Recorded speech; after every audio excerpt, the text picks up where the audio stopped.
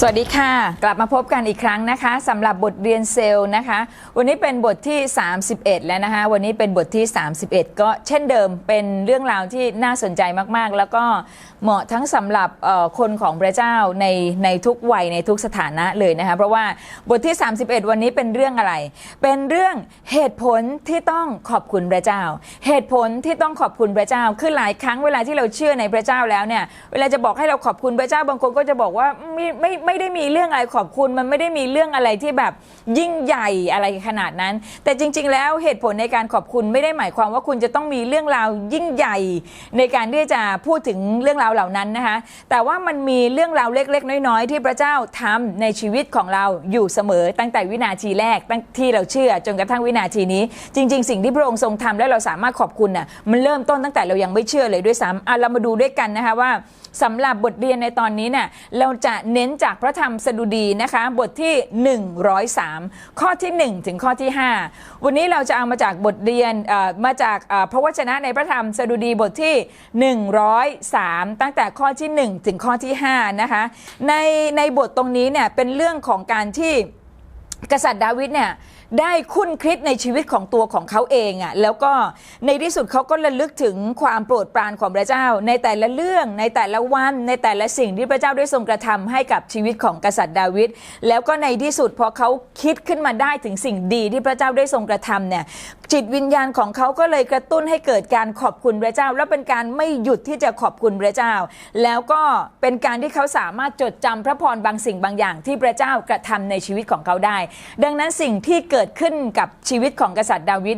ก็เป็นสิ่งเดียวกันที่เกิดขึ้นในชีวิตของเราด้วยเช่นเดียวกันหลายครั้งถ้าเราไม่มีบางช่วงเวลาที่จะหยุดคุ้นคิดถึงสิ่งที่พระเจ้าได้ทรงทำให้บางทีเราก็จำไม่ได้ว่าพระเจ้าได้ทำอะไรในชีวิตของเราและเวลาที่เราจำไม่ได้เราก็จะหลงลืมในการที่จะขอบพระคุณแต่วันนี้เราลองมาดูด้วยกันว่าสิ่งที่กษัตริย์ดาวิดคิดได้ถึงสิ่งที่พระเจ้าได้ทรงกระทำในชีวิตของท่านมันเป็นสิ่งเดียวกันที่พระองค์ได้ทรงกระทำในชีวิตของเราและเมื่อเราคิดได้จิตวิญญาณภายในของเราไม่ควรที่จะหยุดในการขอบคุณพระเจ้าเลยในสดุดีบทที่103ข้อที่1ถึงข้อที่2บอกว่าจิตใจของข้าเอ๋ยจงถวายสาธุการแด่พระเจ้าและทั้งสิ้นที่อยู่ภายในข้าจงถวายสาธุการแด่พระนามบริสุทธิ์ของพระองค์จิตใจของข้าเอ๋ยจงถวายสาธุการแด่พระเจ้าและอย่าลืมพระราชกิจอันมีพระคุณทั้งสิ้นของพระองค์เอาล่ะพระราชกิจอันมีพระคุณทั้งสิ้นของพระองค์จากพระวจนะตอนนี้มีทั้งหมด6ประการที่เราจะต้องขอบพระคุณพระเจ้านะคะประการแรกก็คือการยกโทษอภัยบาปอะไรบ้างที่เราสามารถที่จะขอบคุณพระเจ้าได้ขอบคุณพระเจ้าตรงนี้ขอบคุณได้ทุกวันเลยการที่พระเจ้าองค์นี้ได้ทรงยกโทษและก็อภัยบาปให้กับเราสดุดีบทที่103ข้อที่3ตอนต้นบอกว่าผู้ทรงอภัยความผิดบาปทั้งสิ้นของท่านผู้ทรงอภัยความผิดบาปทั้งสิ้นของท่านดังนั้นถ้าวันนี้ไม่รู้จะขอบคุณพระเจ้าว่าอะไรเริ่มต้นในการขอบคุณที่พระเจ้าองค์นี้ได้ทรงให้อภัยแล้วก็ยกโทษความผิดบาปให้กับเราทั้งสิ้นความบาปเนี่ยมันเป็นภาระที่หนักหนาสาหัสสากันที่สุดแล้วมันก็ทำให้มนุษย์เจ็บปวดพบกับปัญหาและความทุกข์ยากนานาประการรากของปัญหาทุกปัญหาก็คือความบาปนี่แหละค่ะแต่ว่าความบาปที่มนุษย์ทำแล้วก็เริ่มต้นจากการไม่เชื่อฟังพระเจ้าหรือว่าละเลยในพระวจนะของพระเจ้ามันทำให้เราไปผิดทิศผิดทางพอเราไปผิดทิศผิดทางเหมือนอารมณ์เราหลงทางเวลาเราหลงทางเราจะเจอกับสิ่งที่เราไม่คิดว่าเราควรจะเจอนะคะดาวิดเองเนี่ยก็มีประสบการณ์ในเรื่องตรงนี้คือตัวของกษัตริย์ดาวิดเองแน่นอนก็เป็นเพียงแค่มนุษย์คนบาปคนหนึ่งซึ่งเหมือนกับเราท่านทุกคนนี่แหละค่ะแต่ว่ามันมีช่วงเวลาบางช่วงเวลาที่กษัตริย์ดาวิดถูกครอบครองด้วยนิสัยบาปของเขานิสัยบาปของเขาก็ในที่สุดนำไปสู่การกระทำบาปโดยการล่วงประเวณีกับนางบัตเชบาทั้งที่นางก็มีสามีอยู่แล้วนะคะอูริอาเป็นสามีของนางแล้วยังเป็นทหารของกษัตริย์ดาวิดเองด้วยแต่ด้วยความที่ตอนนั้นกษัตริย์ดาวิดไม่ได้เข้มแข็งพอที่จะต่อสู้กับความบาปของตัวเองเนี่ยกษัตริย์ดาวิดก็สั่งให้ฆ่าสามีแล้วก็นำภรรยาของเขามาเป็นภรรยาของตนเองแต่ว่าด้วยเหตุการณ์การกระทำแบบนี้ความบาปที่กษัตริย์ดาวิดได้กระทำลงไปเนี่ยมันทำให้ตัวกษัตริย์ดาวิดเองต้องทุกข์ทรมานเพราะผลแห่งความบาปนี้เหมือนกับชีวิตของเรานะคะหลายครั้งที่พอเราควบคุมความบาปไม่ได้ความบาปมันควบคุมเราเราเผลอไปทำไปแล้วเนี่ยเวลาเผลอทำไปแล้วเนี่ย มันก็จะทำให้ความบาปมันเหมือนตามมาหลอกหลอนและชีวิตของเราเหมือนต้องแบบทุกข์ซ้อนทุกข์ซ้ำเพราะความบาปตรงนี้เรามาดูว่าสิ่งที่ความบาปกระทำให้เกิดขึ้นมีอะไรบ้างนะคะเป็นเกี่ยวข้องกับด้านของอารมณ์เกี่ยวข้องกับด้านของจิตใจและอารมณ์ก็คือว่ากษัตริย์ดาวิดไม่เคยมีความรู้สึกสงบหรือว่าไม่มีสันติสุขในขณะที่เขาทำบาปแล้วก็ผลของความบาปที่ติดตามเขาดังนั้นเวลาที่เราทำบาปแล้วเราไม่ได้สารภาพกับพระเจ้าหรือไม่ได้รับการยกโทษข้างในเราจะขาดสันติสุขที่มาจากพระเจ้าแล้วก็ไม่เพียงแต่ด้านอารมณ์เท่านั้นด้านร่างกายพระคัมภีร์ในสดุดีหลายๆตอนเลยนะคะบันทึกว่ากระดูกของเขาสึกกร่อนแล้วก็พละกำลังเหือดหายคือการทำบาปเนี่ยมีผลโดยตรงกับร่างกายของเรานะคะมันจะมีความรู้สึกว่ามันไม่สบายตั้งแต่จิตใจจนไปทั้งถึงร่างกายภายนอกเลยนะคะมันหลายครั้งที่โรคภัยไข้เจ็บถามหาเราเนี่ยส่วนหนึ่งเกิดจากความบาปที่เราได้กระทำแล้วก็ไม่เพียงแต่ด้านอารมณ์หรือด้านร่างกายเท่านั้นความบาปมีผลกระทบโดยตรงต่อเรื่องของการเงินถ้าเกิดว่าเราเข้าเรียนเข้าค่ายสัมผัสพระเจ้าเราก็จะพบว่ามีในชั่วโมงหนึ่งที่จะมีเกี่ยวกับหัวข้อตรงนี้เราเรียนรู้จากกษัตริย์ดาวิดโดยตรงเนี่ยคือว่าความบาปเนี่ยทำให้ทรัพย์สินร่อยหรอคือพระเจ้าเนี่ยสามารถอวยพรกษัตริย์ดาวิดได้มากกว่านี้แต่เพราะว่ากษัตริย์ดาวิดทำบาปพระองค์ก็เลยไม่ได้อวยพรเพิ่มเติมนั่นหมายความว่าความบาปเนี่ยมีผลกระทบโดยตรงต่อทรัพย์สินของเรานะคะแต่ว่าเมื่อดาวิดได้เปิดใจสารภาพบาปกับพระเจ้าแบบสารภาพบาปแบบจริงจังเลยนะไม่ใช่ว่าถูกเขาเรียกว่าอะไรไม่ใช่ว่าถูกบังคับหรือว่าสถานการณ์มันต้อนไปจนมุมแต่เขารู้ว่าในที่สุดแล้วเขาเปิดใจกับพระเจ้าแล้วก็ยอมรับความผิดบาปแล้วก็สารภาพจากใจจริงแล้วก็ตั้งใจที่จะไม่ทำความผิดบาปเนี่ยเขาก็รู้สึกว่าพระเจ้าได้ฟื้นฟูสิ่งที่สูญหายไปความสัมพันธ์ของเขากับพระเจ้าดีขึ้นแล้วก็เขาสามารถปรากฏตัวต่อพระเจ้าด้วยความบริสุทธิ์ความสะอาดแล้วก็ความมีค่าอีกครั้งหนึ่งไม่ได้หมายความว่าดาวิดจะไม่ต้องรับผลของความบาปนะคะทุกผลการกระทำของความบาปเราจะต้องรับเพียงแต่ว่าทันทีที่เราสารภาพบาปพระเจ้าก็จะสัตย์ซื่อในการยกโทษนั่นหมายความว่าในฝ่ายจิตวิญญาณเราไม่มีบาปจะต้องรับแต่ว่าผลของการกระทำบาปเราก็ต้องรับนะคะแต่ว่ากษัตริย์ดาวิดมาย้อนกลับมาในการได้ขอบคุณพระเจ้าได้ก็คือว่ากษัตริย์ดาวิดขอบคุณพระเจ้าที่พระเจ้าทรงโปรดยกโทษและก็อภัยความผิดบาปวันนี้ไม่ว่าเราจะบาปแค่ไหนพระเจ้าองค์นี้สามารถยกโทษแล้วก็ให้อภัยเราได้และนี่เป็นเหตุประการหนึ่งที่เราจะต้องขอบคุณพระเจ้าประการที่2นะคะสิ่งที่กษัตริย์ดาวิดขอบคุณพระเจ้าแล้วก็หนุนใจให้เราขอบคุณพระเจ้าก็คือว่าการที่พระเจ้ารักษาโรคภัยทั้งสิ้นของเราประการที่2คือการที่พระเจ้ารักษาโรคภัยทั้งสิ้นของเราในสดุดีบทที่103ข้อ3เป็นประโยคถัดมาบอกว่าทรงรักษาโรคทั้งสิ้นของท่านทรงรักษาโรคทั้งสิ้นของท่านนั่นคือว่าสิ่งที่เราจะขอบคุณพระเจ้าก็คือนอกจากยกโทษอภัยบาปแล้วพระเจ้ายังทรงรักษาโรคภัยไข้เจ็บด้วยเช่นเดียวกับความบาปหรือว่าเช่นเดียวกับความเจ็บป่วยของกษัตริย์ดาวิดเนี่ยมันเป็นผลที่ตามมาจากความบาปนะคะการเยียวยารักษาเป็นผลมาจากการฟื้นฟูจิตวิญญาณให้กลับมาสู่สภาพดีการทำบาปทำให้เราเจ็บป่วยแต่พอเราอธิษฐานสารภาพบาปกับพระเจ้ามันก็มีการกลับคืนดีกับพระเจ้าและการกลับคืนดีนำไปสู่การเยียวยารักษาโรคภัยไข้เจ็บที่เกิดขึ้นในพระคัมภีร์หนุนใจเราเรื่องนี้จากพระธรรมมาระโกบทที่2ข้อที่5บอกว่าลูกเอ๋ยบาปของเจ้าได้รับการอภัยแล้วก่อนที่พระเยซูจะรักษาคนง่อยพระเยซูตรัสกับเขาว่าบาปได้รับการยกแล้วและพระเจ้าก็ค่อยรักษาโรคพระเจ้าแสดงให้เห็นว่าการอภัยโทษบาปสำคัญกว่าการหายโรคฝ่ายร่างกายการอภัยโทษบาปสำคัญกว่าการหายโรคฝ่ายร่างกายนี่เป็นเหตุผลว่าทำไมพระเจ้าจะต้องยกโทษก่อนที่จะรักษาเขาดังนั้นนี่ก็เป็นสิ่งเดียวกันที่พระเจ้าทำกับชีวิตของเราต้องมีการยกโทษก่อนเวลาที่เราอธิษฐานเวลาที่เราสารภาพบาปกับพระเจ้าพระเจ้ายกโทษก่อนแล้วจึงนำการรักษานะฮะยกโทษก่อนแล้วก็นำการรักษาจิตวิญญาณของเราดีก่อนร่างกายของเราจึงจะดีด้วยนี่คือสิ่งที่พระเจ้าทำกับเราเมื่อดาวิดรับการยกโทษบาปเนี่ยสุขภาพของดาวิดก็ได้รับการฟื้นฟูแล้วก็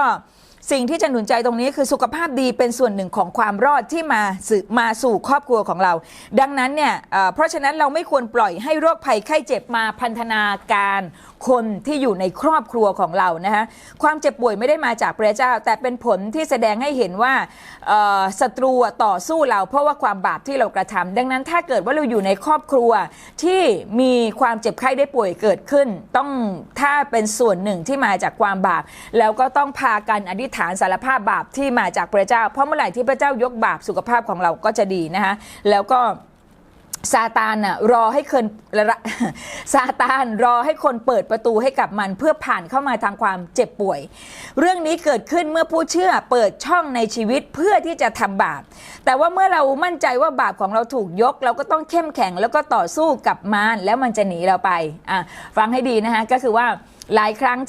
ที่ความเจ็บไข้ได้ป่วยเกิดขึ้นเพราะเราเป็นฝ่ายเปิดประตูให้กับมารซาตานนำโรคภัยไข้เจ็บมาสู่ชีวิตของเราผ่านการกระทำความบาปบางอย่างแต่ถ้าเรามั่นใจว่าเราได้สารภาพกับพระเจ้าจากใจจริงของเราแล้วพระเจ้าจะยกโทษอภัยบาปนั้นให้กับเราสิ่งที่เราจะต้องทำต่อไปนั้นก็คือต่อสู้กับความบาปแล้วก็ต่อสู้กับมารซาตานในยากอบบทที่7ข้อที่ยากอบบทที่4ข้อที่7บอกว่าเหตุฉะนั้นท่านทั้งหลายจงน้อมใจยอมฟังพระเจ้าจงต่อสู้กับมารและมันจะหนีท่านไป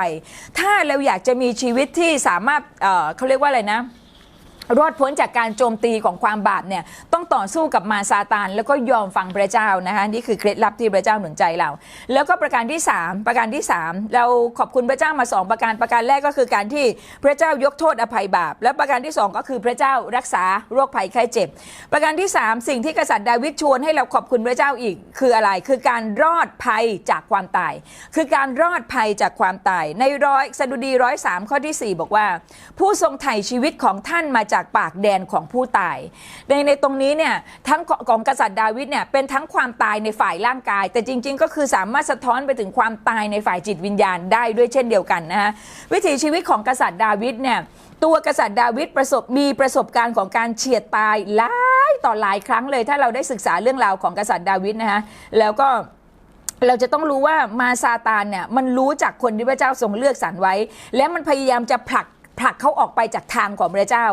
แล้วก็แต่ว่าสิ่งหนึ่งที่เราจะต้องรู้ก็คือว่าคนที่พระเจ้าเลือกสรรไว้แล้วเนี่ยเขายังไงเขาก็จะไม่ตายจนกว่าพระประสงค์ของพระเจ้าจะสำเร็จในชีวิตของเขาแต่ทั้งนี้ทั้งนั้นมันขึ้นอยู่กับว่าตัวเขายอมไปกับพระเจ้าด้วยนะคะกษัตริย์ดาวิดก็เช่นเดียวกันเฉียดตายมาหลายต่อหลายครั้งแต่พระเจ้าไม่อนุญาตให้ท่านตายจนกว่าพระประสงค์ของพระเจ้าจะสำเร็จในชีวิตของกษัตริย์ดาวิดพระเจ้าเนี่ยปกป้องลูกๆของพระเจ้าอย่างอัศจรรย์เหมือนที่พระเจ้าได้ทรงปกป้องกษัตริย์ดาวิดตั้งแต่เขาเผชิญสัตว์ร้ายในขณะที่เขาดูแล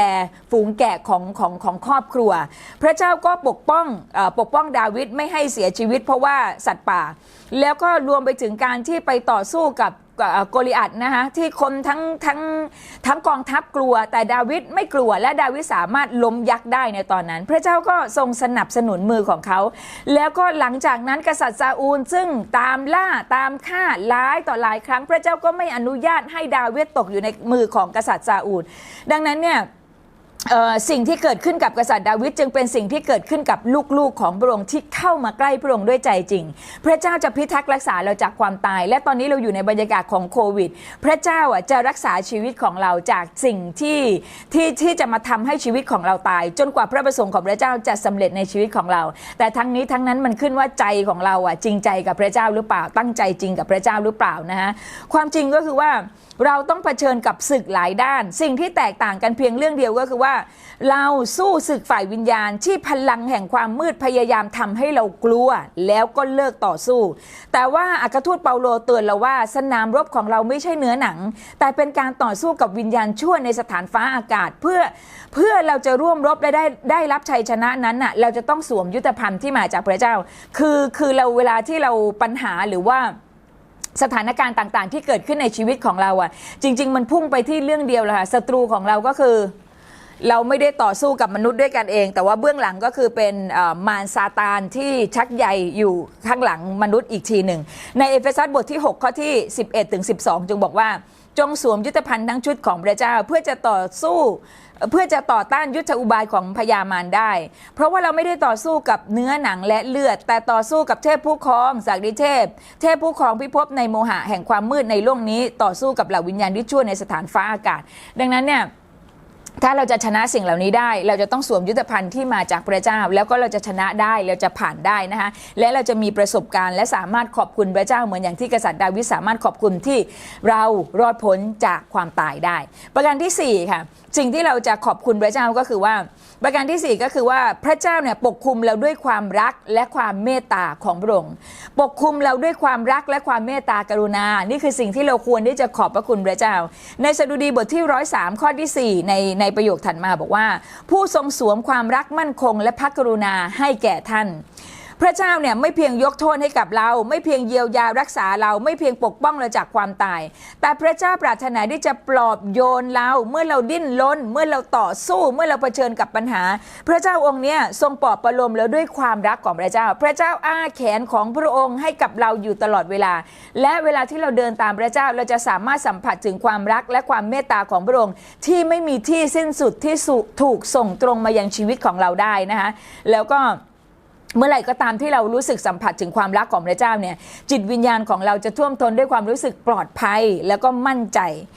ความว่างเปล่าที่สุดที่คนในปัจจุบันรู้สึกสัมผัสได้ก็คือการขาดความรักจากพระบิดาแต่พระบิดาแห่งฟ้าสวรรค์หยิบยื่นความเมตตาของพระองค์แก่เราและเชิญให้เรารับความรักและความเป็นพระบิดาของพระองค์ใน1 ยอห์นบทที่4ข้อที่18จึงบันทึกว่าในความรักนั้นไม่มีความกลัวแต่ความรักที่สมบูรณ์นั้นก็ได้ขจัดความกลัวเสียเพราะความกลัวเข้ากับการลงโทษและผู้ที่มีความกลัวก็ยังไม่มีความรักที่สมบูรณ์ทำไมเวลาที่เราเดินตามพระเจ้าเราเข้าถึงความรักอันไม่จำกัดของพระบิดามันทำให้คริสเตียนแม้จะเจอปัญหาแต่เราไม่กลัวเพราะอะไรเพราะเรามั่นใจในความรักของพระเจ้าที่ปกป้องชีวิตของเราความรักของพระเจ้ายิ่งใหญ่กว่าทุกสิ่งทุกปัญหาที่เราต้องเผชิญดังนั้นนี่ก็เป็นอีกสิ่งหนึ่งที่กษัตริย์ดาวิดสามารถขอบคุณพระเจ้าได้ที่ความรักและความเมตตาของพระเจ้ามาถึงชีวิตของเราอย่าลืมนะคะในความรักที่สมบูรณ์จะปราศจากความกลัวเมื่อไหร่ก็ตามที่เรายังมีความรู้สึกว่ากลัวแสดงว่าเรายังไม่ได้เข้าไปสู่ใจกลางความรักของพระเจ้าความรักของพระเจ้าทำให้เราผ่านได้ทุกปัญหาวันนี้ไม่ว่าเราจะเผชิญหน้ากับสิ่งใดพระเจ้าให้เราผ่านได้ด้วยความรักของพระองค์แล้วก็ประการที่5ที่กษัตริย์ดาวิดได้เชิญชวนให้เราขอบคุณพระเจ้าก็คือว่าพระองค์ทรงให้เราอิ่มด้วยสิ่งดีพระองค์ทรงให้เราอิ่มด้วยสิ่งดีในสดุดีบทที่103ข้อที่5ผู้ทรงให้ท่านอิ่มด้วยของดีตลอดชีวิตของท่านโอ้โหอันนี้เป็นอันที่เยี่ยมยอดมากเลยเวลาที่เราเดินตามพระเจ้าพระเจ้าให้ของดีนะพระเจ้าให้ของดีกับเราและพระเจ้าเนี่ยให้เราอิ่มตลอดเส้นทางพระเจ้าจะไม่ปล่อยให้เราอดอยากหรือว่าได้ของที่ไม่ดี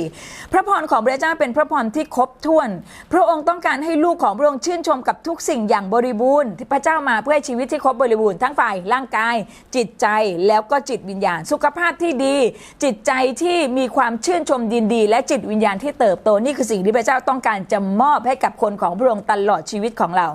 แล้วก็เช่นเดียวกับการเยียวยารักษาทางฝ่ายร่างกายนะเมื่อเราได้รับความรอดการจัดเตรียมทั้งด้านของการเงินแล้วก็ด้านอื่นๆเนี่ยมันเป็นผลพวงจากความสัมพันธ์ที่เรามีกับพระเจ้าถ้าเรามีความสัมพันธ์ที่ดีฟื้นฟูความสัมพันธ์ระหว่างเรากับพระเจ้าทุกด้านในชีวิตของเราดีเยี่ยมยอดแน่นอนพระเยซูตรัสว่าแต่ท่านทั้งหลายจงแสวงหาแผ่นดินของพระเจ้าและความชอบธรรมของพระองค์ก่อนและพระองค์จะทรงเพิ่มเติมสิ่งทั้งปวงเหล่านี้ให้ในพระธรรมมัทธิวบทที่6ข้อที่33นะคะเป็นสิ่งที่พระเจ้าหนุนใจว่าอะไรที่เรายังขาดพระเจ้าให้เราได้ทั้งนั้นแหละแต่ว่าเงื่อนไขของเราคือแสวงหาแผ่นดินและความชอบธรรมของพระเจ้าก่อนให้พระเจ้าก่อนให้พระเจ้ามาก่อนไม่ใช่ให้พระเจ้ามาทีหลังนะคะแล้วก็